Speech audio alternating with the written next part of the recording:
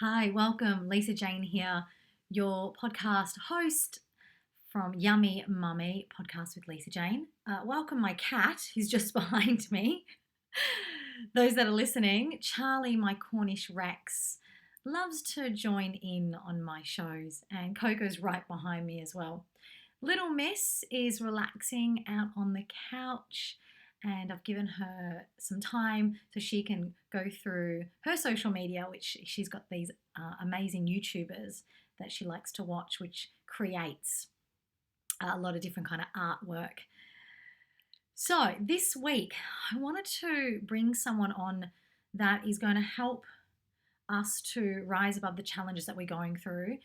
As a parent, I have been going through a tricky situation this week. Let's rewind a little bit. So, a few months ago, when I was made aware of the global crisis, the way I was made aware was a friend of mine told me that she had to go into quarantine for 14 days before she could come out because of this virus that was coming from China. And that's when I started to do my research. But I wasn't in fear. And then when the second lockdown stage came in, again, it didn't affect me. It didn't affect my well-being. It didn't affect my livelihood. It didn't affect my work. And I just kept going on. Stage 3 came in, and that's when my beauty salon and skin clinic had to close its doors. However, it didn't affect me. I got in contact with all my clients and I moved most of them onto an online one-on-one mentorship and others into a group setting so that we can hold each other accountable, and more so for me to create this masterclass where I can show them how to manifest what they truly desire. Now, this is something that I've been doing for a few years now, and I do have one coming up soon, which I'll put in the links later for you to join if you'd like to join this group. So I was doing really good. However, this week, a spanner was thrown, and this is the first time I actually have been affected directly. So I've just made some notes so I don't miss out on telling you the full story. Okay, so a couple of things. One of them is my parenting plan. Now, there is a law, and both the health and education law, more so the health one, I'll start with, says that my daughter is able to go to both her homes, my home and her father's home. However, one of the parties is refusing contact. So this was a really tricky time for me because I felt like I had taken so many steps backwards. As a single parent, if you're listening, or those that have been affected by it, by friends and family, with what they go through when it comes to separation, it's so tough when you go through the whole court system to create a plan to follow. However, none of us thought that we'd put in there in order to say, if there's going to be a pandemic, where does the child stay? How do we work this out? My court order finished in November. It was finalised in November last year, and we're in April. So for me, the last 5 months has been really lovely to create a beautiful routine for my child and for her health and well-being, to get to know her paternal family and reconnect. And so for me to be told that she can't do that, it really hit me. Really hit me hard, and I put up the fight, saying no, and here are the rules. We can still follow through.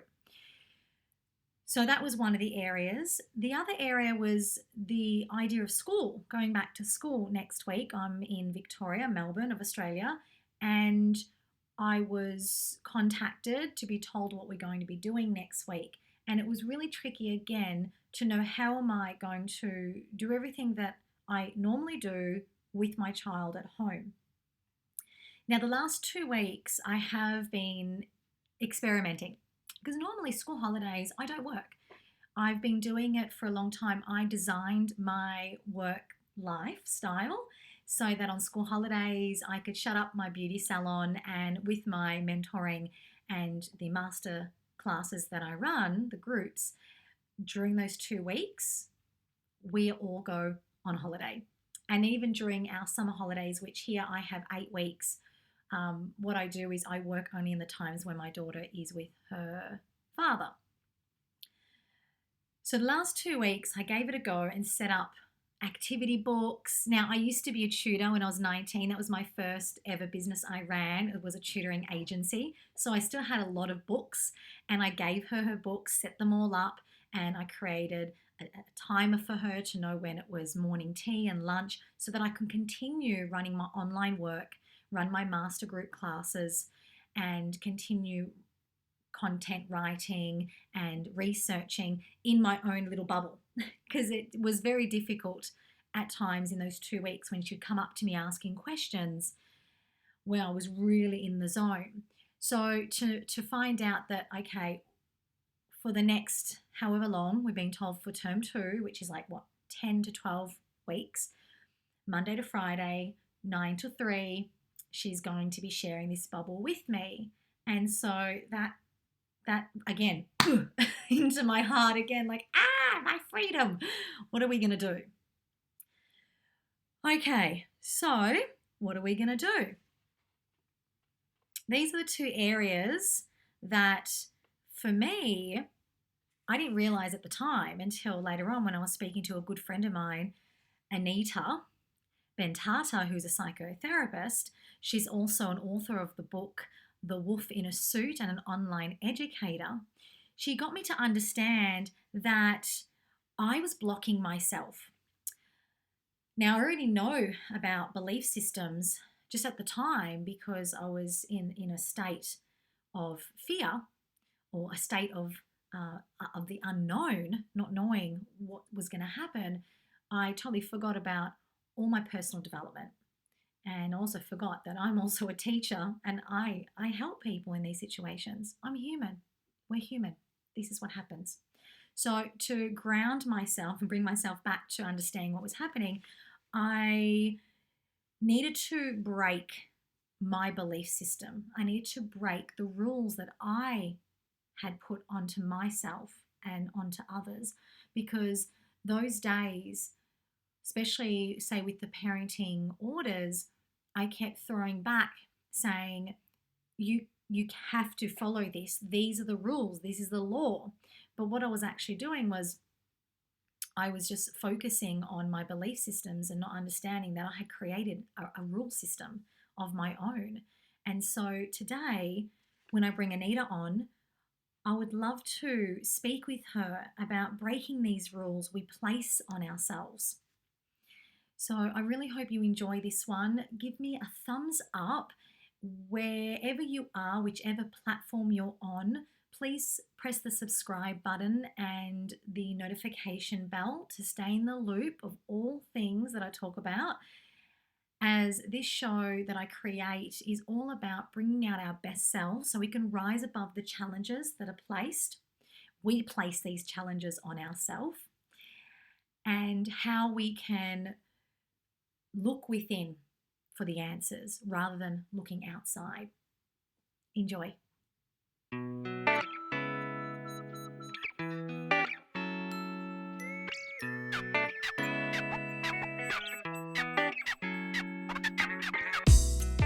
Welcome to Yummy Mummy Podcast, a health and well-being show inspiring you to bring out your best self and live a delicious life.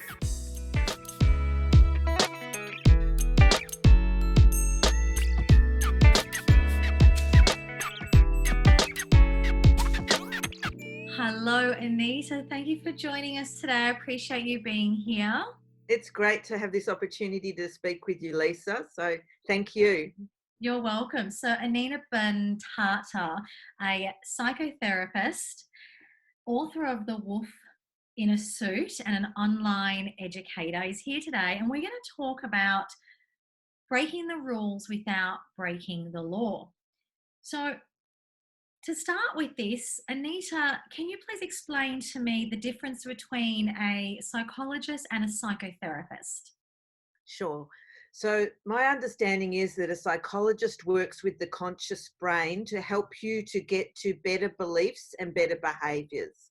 And a psychotherapist works with the unconscious so that you can work with the involuntary and the unconscious beliefs and what we've absorbed through life and relationships and past events. So, we're working with the because we all know what we consciously would want to be thinking and doing, but there's things that often get conflicted within ourselves. And as a psychotherapist, I work with those internal and unconscious responses that come up. Okay, because when you explain that, I feel like at the moment, say for myself, I have been looking outside for the answers by following all the regulations, the rules that are happening. And Yes. as I've been doing that, naturally, I feel like I'm drawn to look within myself as well to know that, I am safe in my own being, not just in my home on a surface level, but also within myself. So I don't have any fear with what's going on at the moment with the global crisis. I definitely am following what the law is saying, but at the same time, too, if I start to have any sense of fear or stress, where's that actually coming from? That can be different for different people, but if we understand the way our own brain works under stress and what our own threshold is about what we can tolerate, then we can know how to adjust things very quickly and get to a better state and feel more regulated and more in charge of our own well-being rather than being reactive from outside of us. I think this is an incredibly wonderful opportunity because like it really aligns with my passion of helping people to be with the power within rather than being reactive of what's outside. And so we've got this situation right now where we don't have the habits of our behaviors or the connections in our usual way to keep us feeling good about ourselves and being in the world. And so it's really highlighting how can we feel, for me, how can we feel good about ourselves and not be dependent on something that's happening outside of us to feel good. Okay, because when you were saying that, my mind went straight to a time where I was going for a walk outside with my daughter, having my daily exercise, and had no fear. Everything was going really well. And then all of a sudden, someone's walking towards me. And straight away, my thought process went to, okay, what are the stay home directions? What do I do now? What is the law that I have to abide Yeah, by? But also, I went yeah, within myself and said, okay, you know, my belief system is on this side telling me that there is no fear, you are going to be fine. But then I've got this other law that I have to follow as well. So I'm certain there's a lot of people out there that are going through the same yeah. process of TikToking and isolating and going from one extreme to the other extreme, like fear and no fear and the benefits and the drawbacks to this whole situation. And that can really throw people off, because so what happened with Yeah. me at that moment of trying to work it all out, when the person came to me, I just decided to walk away and keep that distance. But I had this overwhelming feeling of um, sadness. And I said good morning to the lady, and she looked at me in a way like, we're strangers, we want to hug each other. And she's a single mom, I'm a single mom, as we're walking through. And well, I don't know actually if she is a single mum, but we're both mums there on our own with our children. And she's like, hey, hi. We're like, ah. And as we're walking past each other, our arms went out to say goodbye. And it was like, oh my goodness, it was so overwhelming for me. And I had to take a moment just to breathe in and just take in what was happening, and to realize that is this, is this actually real, or am I making this up in my mind? Well, for me, the same as you, I don't feel any fear. I don't believe that I'm at risk of and I can understand people that have certain conditions that they are going to have different responses, because we have to be attuned to what's right for us and what we believe. So if we're fearful, there's no point putting ourselves into situations where we're not going to be able to manage our fear and our limiting beliefs about it. So we need to be flexibly responsive. For me, when I go out walking, I do step away and keep that social distance. And I thought, why am I doing that? Because I don't have any fear. I don't think that we're going to catch anything, even though you can't catch a virus anyway, with what I understand medically. But with epigenetics, it's not what our genes won't determine what's going on. It's our lifestyle and it's our thoughts that determines. And I've been doing a lot of study around the power of intention. And so there's a lot of research that backs up about what we think and what we believe is very, very powerful. But so I started questioning myself when I went out walking, why am I keeping this social distance? And I realized it's like, I have my beliefs that I sit really comfortably with, but I respect the person I walk beside, near. I don't know where they're at with it.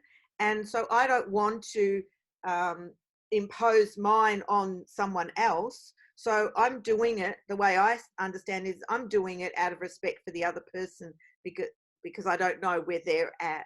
And we can all be flexibly responsively. Yeah, I do the smiling and the speaking to people as I pass them too, because we're social creatures and we really do want to connect, and there's many ways that we can connect and do what feels right for us in the moment. I'm noticing that too when I'm going past saying hello to people and good morning and good afternoon. The initial response is they're just shocked because they've been self-isolating. They've come out for their daily exercise. They've got their headphones on because they're listening to a podcast or some music. And then to have human interaction, they just shock themselves. But then I notice they come to a realization of, oh no, that's right. It's good to say hello. It's good to acknowledge. And then they feel happy, like, oh, I got to speak to another human today. And that's something that I've been feeling is really important, that we need to do that. We need to keep connecting with each other rather than going against each other. We all have our own opinions, our own fear, as you were saying, but we have to be mindful and understanding that we're all at different levels of understanding what's happening at the moment, and we're at different levels of stress and paranoia. I mean, there's now fines happening as well here in Melbourne. Yeah. A group of guys got fined.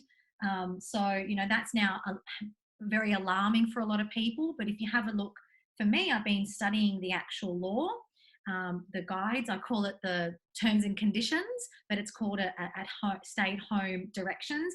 And in there, it says that you can, hang out in your backyard with your family. You can go out and exercise. You can go get the essentials like, your shopping, medical care. There is an area that talks about compassionate needs, visiting family and aged care.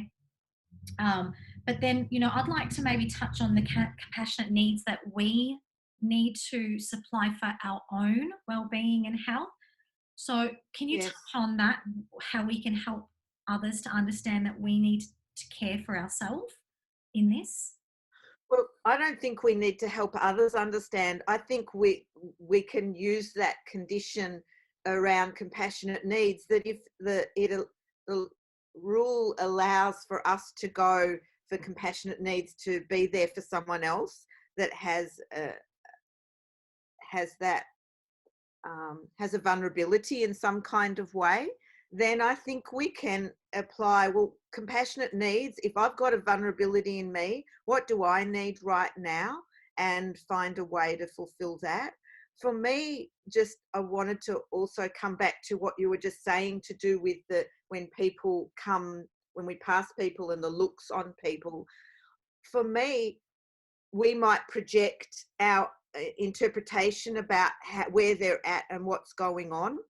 But what I think is really happening is we're a society that when we go out for walks, we might smile and say hello to people, but this situation is wanting us to have more than just that greeting when we pass people, for some people when they're going out and about. And I think what it's helping us to do is to get out of ourselves and our own bubble, our own world, and really be present and appreciate and connect with each other. I know I used to go on this incredible camping experience every year, and there would be, a few thousand people, and everybody had similar beliefs about connection and joy and being your acceptance of differences and all of that. And when you'd walk in that camping area past each other, you would greet each other warmly. It wouldn't be just greeting. It was like a long lost friend kind of thing. And everybody, that was like that with everyone pretty much. And so I think what we're coming up against now is we can do that with each other, instead of, it's highlighting that we do want that beautiful connection with everyone. Whereas I think before, we often used to walk past people and we weren't really in our present moment. They weren't really in our radar of importance. And yet, because we've got something that's taken away, then everything becomes more important. And I really want to encourage people to, there might be certain conditions that are imposed on us now, but there's so much that you can do internally to be able to reduce that paranoia, reduce fear, reduce limiting beliefs, so that you can connect to yourself, connect to other people, connect to those that are important to you, without it being all coated in, oh, what can I do, or what's allowed, so that we can feel free in ourselves and not dependent on circumstances outside of us to feel comfortable and free. I think a really good diagram to follow with this is Maslow's hierarchy of needs. That pyramid would be a really good indication to help people understand. And I'll put up the image for everyone to see that are watching on YouTube, and those in listening through a podcast, I'll put the image up in the description. Otherwise, I'll have it on my Facebook page for you to have a look at, on Yummy Mummy Podcast with Lisa Jane. Because just looking at it now, everything you're saying is such a good way to help people understand about that, how to compassionately look after yourself. Can we touch on that now? If you can explain to us about this Maslow's hierarchy of needs. Absolutely. I love the hierarchy of needs. Like, the base of the pyramid is our physiological needs, and we can all get food, water, warmth, rest. And it's like we need that as our foundation. So, including that, not just rest, but sleep. Yeah. And when we can have all of those conditions, then we can then move to the next layer, which is our safety needs. And those two layers are considered the basic needs. So feeling secure and safe. And so if I remind then about the epigenetics, that it's not what you're genetically disposed to, or what virus is around, it's what's happening within you, whether you're receptive to it, switched on or switched off. It's your lifestyle, it's your attitudes. So we can do an incredible amount on that base level, which gives us a sense of security in our whole being. And then when we can do that, then we can look at the next level, which is considered a more psychological need, with belongingness and love needs. And that's often to do with intimate relationships and friends. But I think it's really important that we look at the belongingness and love needs within ourselves, like our self-love and how we belong in the world, and we don't rely on someone else to feel, excuse me, a sense of belongingness and love. And when we can give that to ourselves and not need someone else to say or do something in a particular way, then we can feel more secure and have greater well-being, which naturally will enhance our immune system. because stress decreases our immune system. And, I teach my clients and the people that I work with mind-body processes that help enhance the immune system and help enhance our thinking, because everything's connected. But the next level above from the belongingness and love needs is esteem needs. And that's when we're feeling feelings of accomplishment and prestige. So that's really, it's an opportunity I don't need something outside of me to feel a sense of accomplishment, to feel a sense of capability, to feel a sense of pride, self-pride. You can start to use like appreciation, if you don't already, about what you are accomplishing on an internal level, on a well-being level, on so many levels. Even go over the accomplishments about in your life. Tell yourself the things like,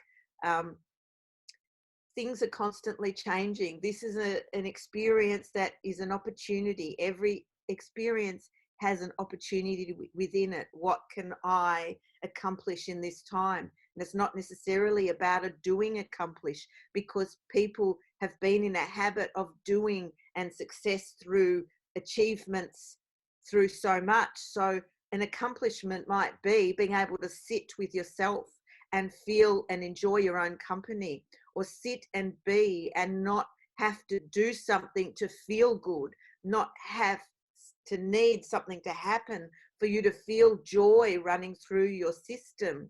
That's, for me, one of the greatest powers, that we can feel joy and connection to all that is, to people, to this universe, to the earth, without needing something outside of us. That's the greatest power and greatest freedom. And when we have those 4 layers, then we come to the top layer of the pyramid of self-actualization, where there's self-fulfillment, because we've become, as a society and a culture, very passive and reliant on something outside of ourselves. And when we're self-actualized, and this is what the benefits I think we've got at this time in history, is to achieve our own potential creatively, spiritually, personally. We can fulfill that for ourselves. And when we're self-actualized, that's a process of self-individuation. So we still follow the rules of the world or our government, but we don't break the rules, those laws, but we break the internal rules that don't work for us, where we accommodate or deny our feelings or our beliefs or our reality or our needs. So with the individuation and the self-actualization, you can break certain rules, but not the laws. So because you do no harm to anybody else, but you break the rules as in, oh, I can't interrupt someone if the conversation is not okay by you and you feel uncomfortable, but you've got this internal rule of it's rude to interrupt someone.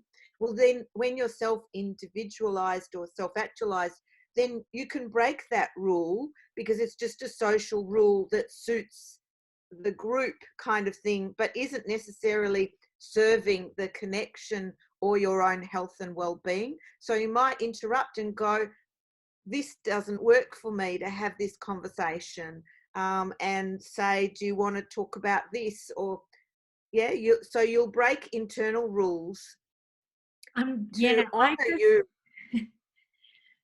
Yeah, go on. Sorry, finish that. And I've got, my eyes are wandering everywhere, because I'm thinking about all these thoughts are going on in my head. I'm seeing pictures of things. Yeah. So you'll break the internal rules to honor you, so you don't betray you, because very often in society, we've got this social, what's called negative politeness, where we betray ourselves to fit in, to not affect anyone else, to not be affected, and we're not actually in alignment with ourselves. And so this is an opportunity to reconnect back to ourselves, not betray ourselves, and look at what rules have I been upholding that actually don't serve my well-being, don't serve my immune system, because our immune system is highly connected to our stress levels, and if there's unresolved trauma as well.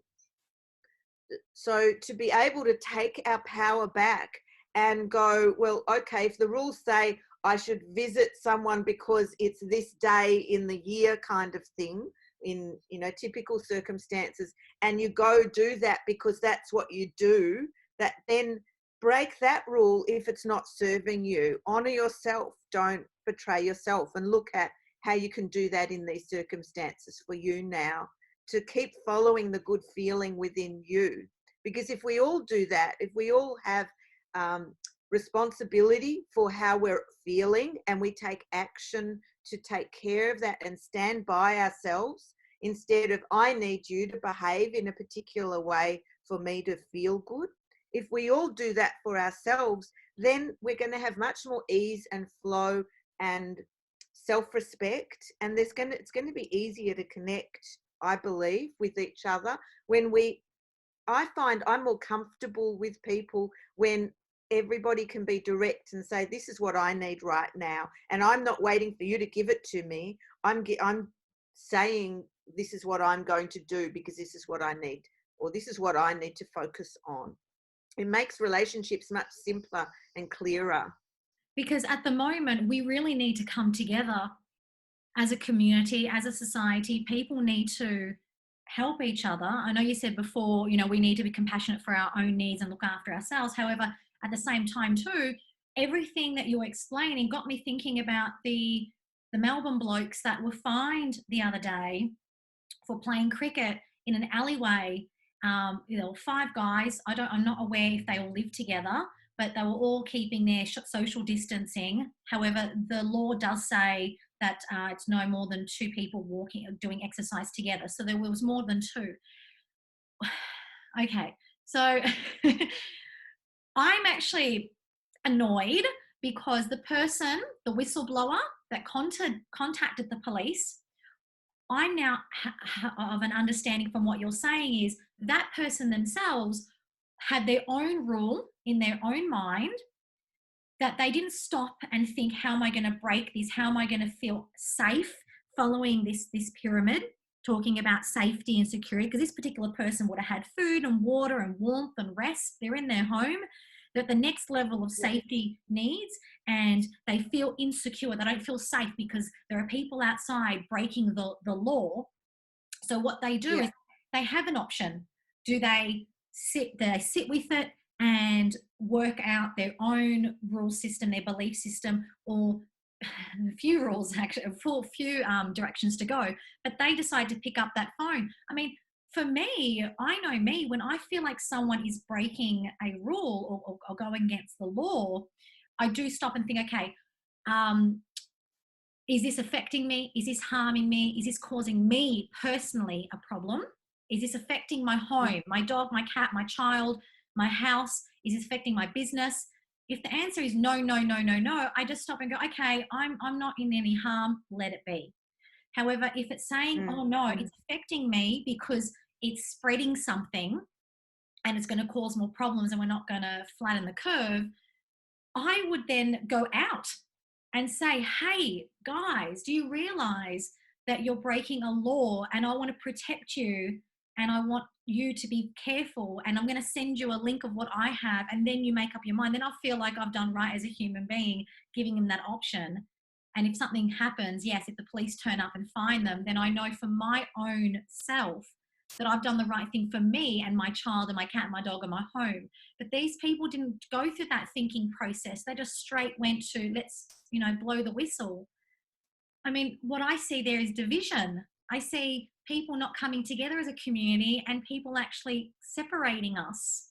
And that hurts me, because I want to get to that point of us coming together as a community and helping each other rise above the challenge rather than bring us down.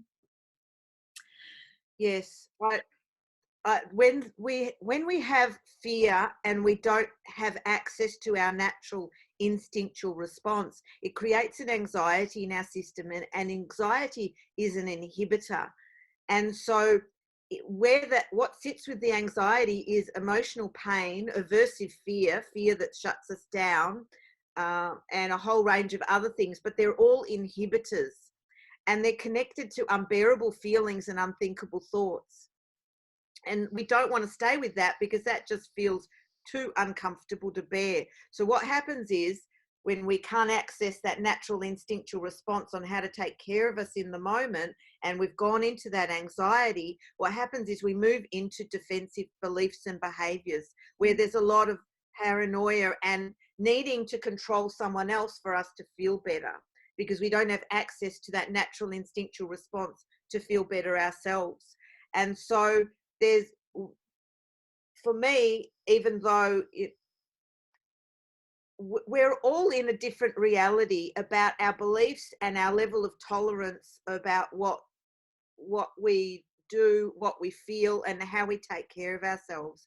And so it's really revealing, when it's the same as abusive relationships, with that control, when someone is trying to control someone else. And we've got this dynamic with people outside of us when they've got anxiety that they're trying to control something, or when powers to be within the government and large organizations like to control, like to be able to make the rules, and we just all follow through, then even when it's not necessarily for individuals' best interest. And so for me, it's a lot about taking care of myself and allowing other people to be on their own life journey of this, and not having a sense of catastrophe about what's going to happen for other people, allowing and respecting that everybody's got their own reality. There's so many different realities at work at the one time, and it's not, in my perspective, my job to educate someone else about their reality. But if I can do that for myself and I walk the talk, then it does create a ripple effect within my own community, I find, without getting to the dynamic of, I don't know if you've seen the drama triangle, where there's the perpetrator, the rescuer, and the victim. And I think what's happening when people don't have access to those resources to self-soothe themselves and to examine their own limiting beliefs and behaviors, people feel a victim in this situation. They are either wanting to rescue, and I'm not saying that we don't help those in need and elderly people and those at risk around us, and be a caring, compassionate community member and family member, and with our friends as well. But when we're trying to rescue someone, it can create the drama. It means we're still in the drama triangle. Instead, we're trying to fix something outside of ourselves instead of coming back to ourselves and what can I do that enhances my personal power and my well-being. So yeah, that's a little bit about where I'm at, and I think it's valuable to share. It's valuable. It makes sense. It supports everything we're talking about. I mean, in that, my mind also wandered to another situation that I'm going through, which a lot of single parents are going through at the moment. We have court orders, and by law, we are to follow our court orders with parenting plans. And however, parents are withholding their children, and there are parents that are refusing to take their children. And so for me, it is happening with me at the moment. And everything you're saying is actually helping me to understand, to hold space. These are the big words that came up in my mind when you were talking, was just hold space for him, Lisa. He's in a different place. And it's happened many times before throughout our whole marriage, because this is exactly what I spoke about in my book, A Message to Your Younger Self, when I was in a domestic violence relationship. And I had to learn this. I didn't have to. I was moved to learn this, holding space. Yes. I wanted to. I drew myself to it because it was, I no longer wanted to be in that victim rescuer situation anymore. Yeah. It wasn't serving me, and I surrendered and I let go. And so for me at the moment, I actually do, and I have been saying to myself that, wow, I'm here again. In the sense of, the court battle I had last year, going through getting the parenting plans court ordered, to the relationship that I had in my marriage. I'm actually in it again. I thought once I had a parenting plan in place and there is routine, and our child is going from home every couple of weeks, is going, back and forth, and for her own well-being and the best interest of the child, we are both at that place. It's like, boom, now another boulder has fallen right on top of me for me to push up. And now I'm thinking, okay, I can do this. I'm happy to have her with me. I've actually self-actualized during your talk, and I'm okay with it now. I'm okay with his decision to refuse contact, and I'm going to be able to get through this. And I feel like I've evolved. We are safe. Everyone's fine. I'm going to get through this, and I'll hold space. And when he's ready, which in a lot of people are saying, let's wait till this calms down. It could take 6 months. We don't know how long it's going to take. And so I'll just hold space for that whole time. And then, the other thing too is by law, people that are withholding their children and refusing contact and going against the parenting orders are actually, they're breaching them. And so the courts are prepared for when this calms down, that the court system is going to be very busy with people putting these claims through. So I will need to sit down with that and hold space for that as well. Do I want to be that person? I have a choice. I would love to break that rule in my own belief system of, rights and wrongs. So I think this discussion we're having today is going to help a lot of people with their own stuff that they're going on. Yeah, and my story hopefully is helping those. I hope so too. And thank you for sharing. And I guess what I go to is when we think, oh, got the parenting plan, it's done, then there's an opportunity here, isn't there? So that we're not relying on something outside of ourselves for us to feel a sense of peace or trust or well-being and a sense that everything's okay. And so that we're not requiring things to work out in a particular way for us to feel okay. And so I think this is a wonderful opportunity to regain that power, that we don't need a certain thing to be happening outside of us to feel okay and to know everything's going okay. Everything's going okay. Everything is an opportunity to access more of our personal power. And if we're catastrophizing, it's like, ask ourselves, how does this serve me? Does this create a better outcome? Does this solve anything? And maybe I need to learn some good mind-body tools that can enable me to not go into catastrophizing and fear and feeling a helplessness and that power of outside of our control. Because everybody's going to do what they need to do, whether it's motivated out of fear or out of their flow of their in connection to their inner self.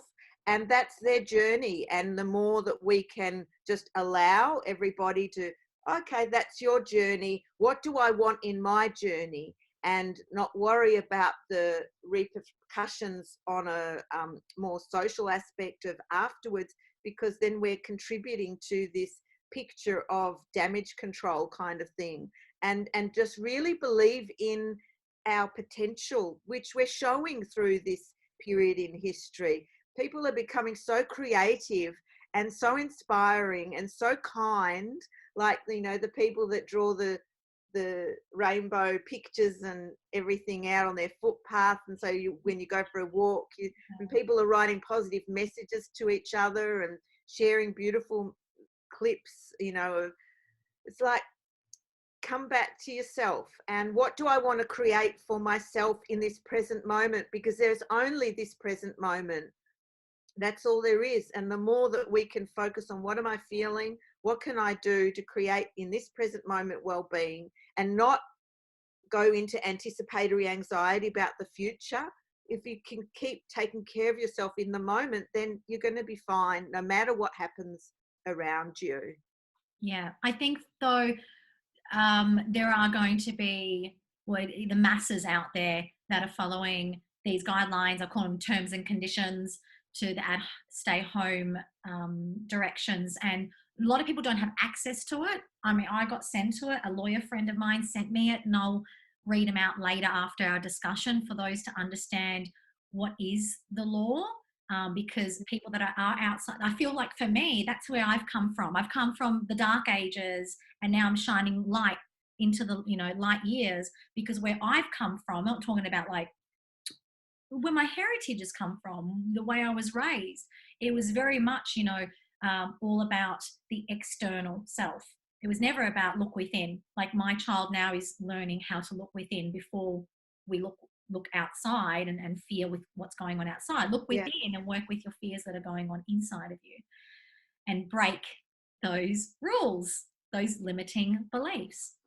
So what I was going to say was, I'm going to bring that up. But you did mention before mind-body processes, and then you brought it up again as well. Can we learn this from you? Do you have any online programs or webinars or courses that we can join you on? Sure. I've got an online course that teaches some of those mind-body processes. That's in my online school. So that's one way. I've also got an online program that I do live with you online. That is 5 sessions where I teach you how to take charge of your own brain and how to move that from the old map and the limiting beliefs, and how to switch that very quickly. Because after working for 25 years in the field, I've seen over and over again how the body and the energy system switch very quickly. And when I say energy system, that's not woo-woo. Without energy, we're dead. Yeah. And we all feel when our energy is aligned, our thoughts, feelings, and behaviors, we feel a flow. We feel our energy shift when we're standing near a particular person or in a particular situation. We're attuned to that.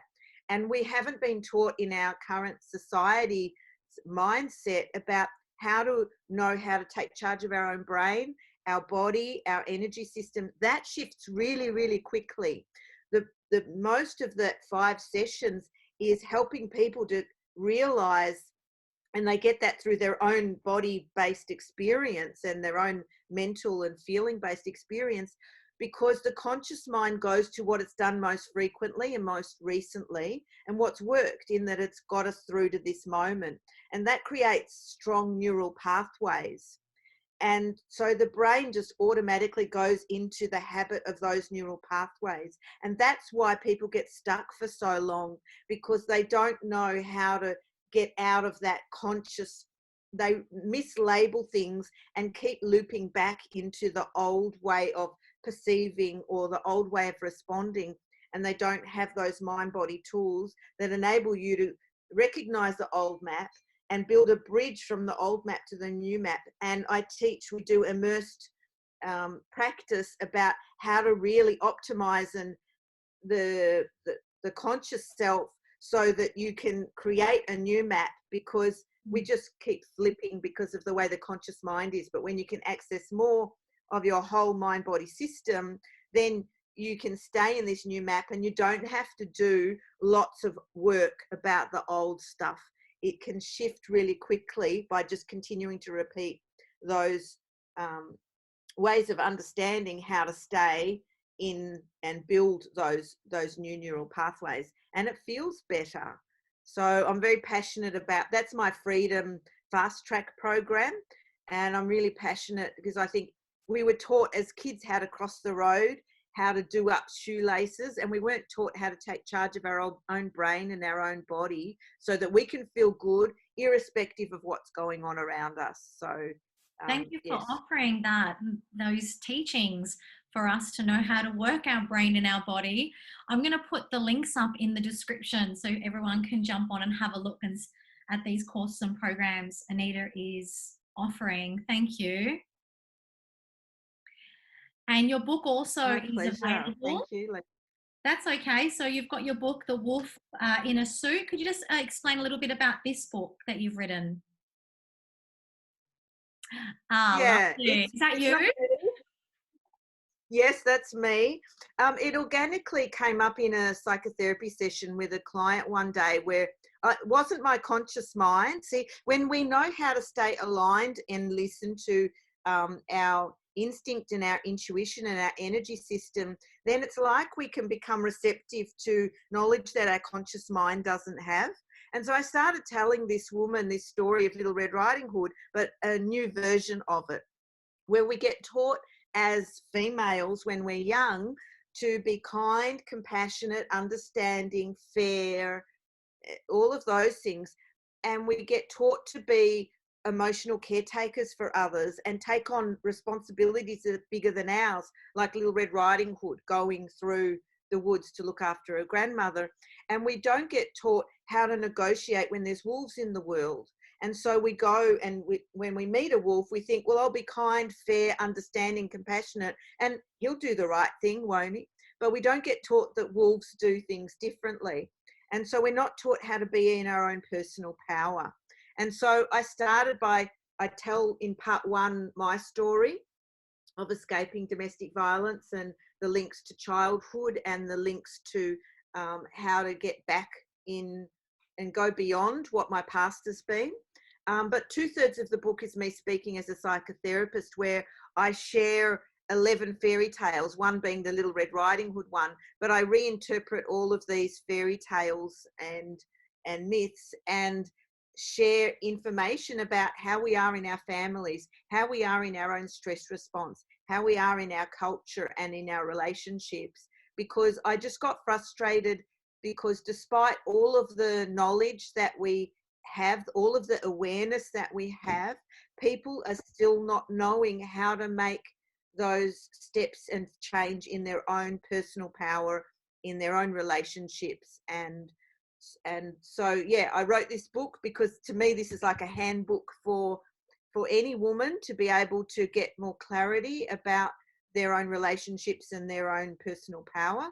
I think it's a perfect And time to grab this book as well. Now everyone is, self-isolating, and it's a nice big thick book as well. I heard you say at the start something like it's not an audible version. Is that what you were going to say? no, there isn't. I'd like to one day, but it would take me a while to read that all out. But you can choose. I have a guide at the front that shows you what each chapter is about. So you can pick and choose. You don't have to read my story if that's not relevant for you, but you still get about that much. About that much. So you're still getting like a real book, even if you don't want to read my story. That much all about you and how to navigate the world with more clarity and more ease. So yes, it's one of the things that people have said is that they can't put it down, which really surprised me given the size of it. And I've had people say it's like a manual that every woman should read. So it's not a depressing thing. There's information that will make you go wow, because you won't have heard it before. Yeah. So, And there's so many wolves out there, and now they're becoming more visible in this situation. I find that we are, I think this is a positive. I look at the positives to this lockdown because it's actually helping people to surface those voids. So we are seeing more wolves in the world. We're seeing the true colors of people, but we're also seeing the light as well, and the love and the compassion from others as well that we weren't seeing before, a few months ago, because everyone was in the hustle and bustle of work and dropping your kids off at school and having to focus on things that are on a surface level. But now, the longer we are in this lockdown, I think the better it is, because we are going to want to start looking at ourselves in the mirror. We are going to start asking those questions. And one of the biggest questions of all, and we spoke about this before, is what power do I have that triggers me, and what rules do I have, or rules that I've created that I have placed on myself? So those two questions I would leave this discussion with for people to think about. Aren't they? They're amazing questions that you created. Thank you so much for bringing that up. We spoke about that on our own. yes. So, Yeah, my pleasure. Yeah, because people often have an aversion to the word power and they associate it with power over another, but we all need to tap into our power within. So that, like I was saying about like my camping experience, where everybody was allowing and permissive to just be yourself, and it would be really hard to go back out into the world again after being there, because everybody was so present to each other. And so we've got an opportunity when we walk down the street and we see someone to go beyond our version of being present to another person and present to ourselves and taking care of ourselves, and not be dependent on something outside of us to feel that we are thriving. We can do this. Yeah. Oh, that's confirmation, affirmation that we all need to hear at the moment. And thank you so much for ending this discussion with that beautiful statement. We can, yeah, we're going to get through this, and it's been a pleasure. Thank you, Anita. My pleasure. Thank you. If you would like to purchase one of Anita Bentata's books, The Wolf in a Suit, or one of her online courses, all the links will be in the description of this podcast episode. Okay, I'm not going to end this just yet because I have promised I was going to upload the stay at home directions. This is for Victoria, Australia. So if you are in a different state or overseas, I would think that you can, in Google, type in Public Health and Wellbeing Act, put your state in there, your country, and then type in stay at home directions. This is 8 pages long. So if you are listening as a podcast, go to YouTube, then you will find this section near the end. Pause each image and read at your own pace. That way you're going to know the stay-at-home directions for Victoria, Australia. Yummy Mummy podcast is self-funded.